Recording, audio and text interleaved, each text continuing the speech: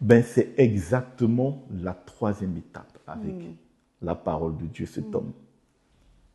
Tu prépares ton cœur. Il prend ses affaires, il vient, il s'installe, il est content.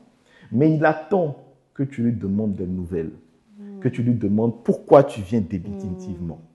Et là, il va te dire, Christelle, ma fille Christelle, Dieu t'a tellement aimé qu'il m'a donné l'ordre, moi, de venir chez toi pour t'annoncer la bonne nouvelle. Waouh. Et si tu crois dans les paroles que moi, Jésus, je viens t'annoncer, si tu crois en cette bonne nouvelle, tu partageras ma vie, c'est-à-dire que tu obtiendras le salut pour l'éternité. Amen. C'est ce qu'on appelle dans les Saintes Écritures le kérigme.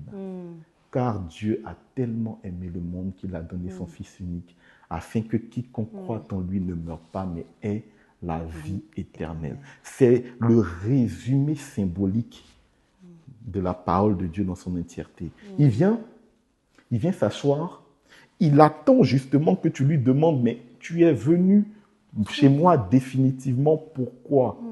Et il a toute une Bible à t'annoncer. Il te dira simplement, Dieu m'a envoyé, moi Jésus, ton Père, il m'a dit de venir chez toi, de te parler, afin que si tu crois, tu partages la vie éternelle que j'ai. Tu sois sauvé. En d'autres termes, la mort ne sera plus ton partage. Amen.